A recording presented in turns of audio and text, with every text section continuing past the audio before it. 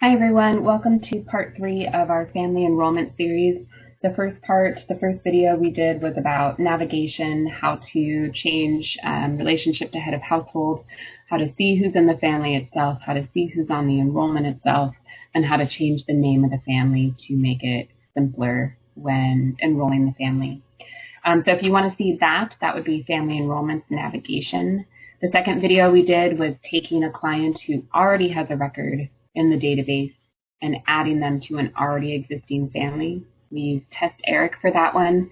If you want to see how to do that, that's family enrollment, add existing client.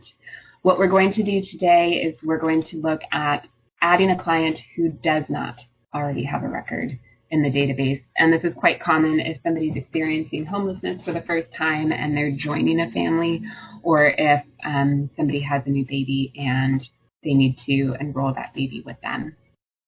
So in this case, we have Princess Tut. She was born April 1, 2020.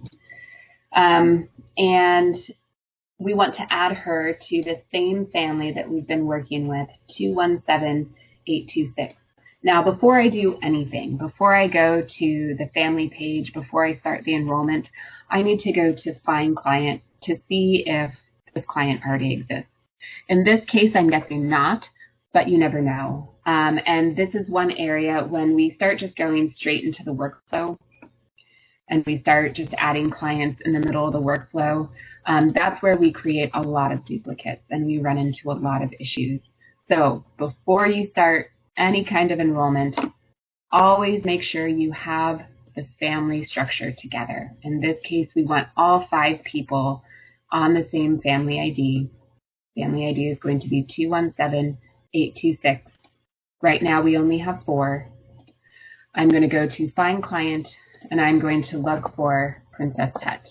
Again, I'm not going to go over anything with duplicates right now. There's a whole video on that, so please view that if that's a tricky area. But I typed in the first 3 letters of Princess and the first 3 letters of Tut, and we can see that there is a Princess Tut in the system.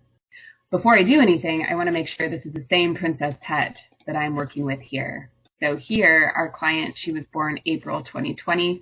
This client was born December 1982. So this is not the Princess Tut that we want. And because when I went to Find Client,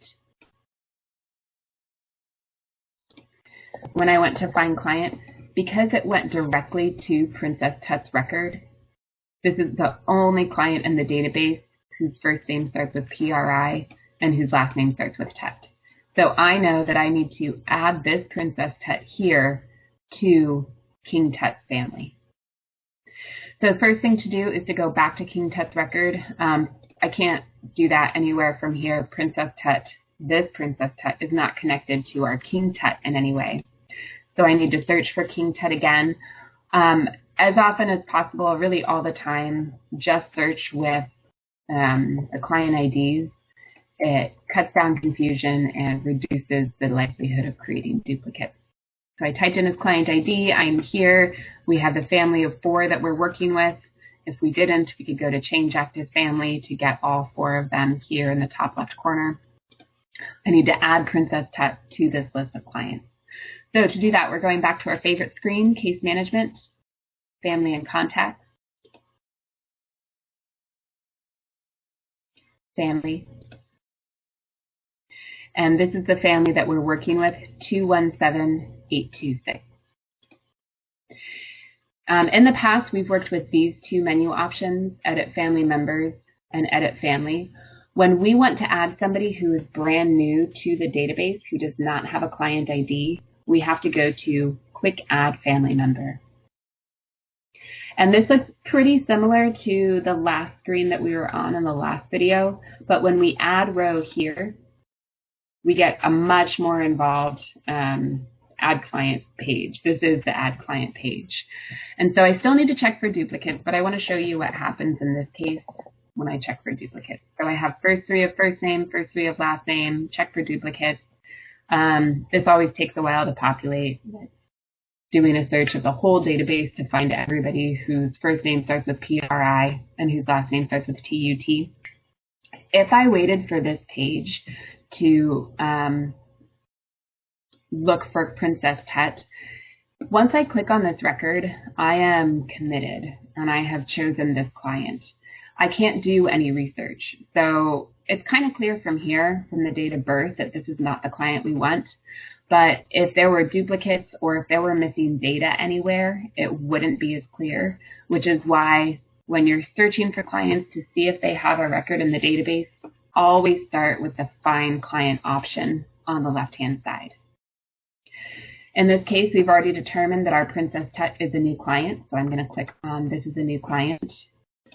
I was a teacher in my previous life, so I'm going to capitalize the P in Princess and the T in Tut. I'm going to enter the data that I have, so 04, oops, let me click on it, 04/01/2020. I do not have the Social Security number. Fill in gender, ethnicity,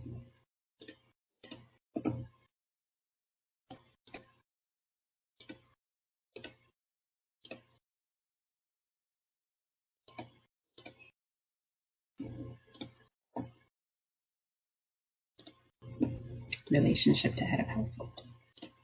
Okay, so I went ahead and filled in all the information that I have for this client.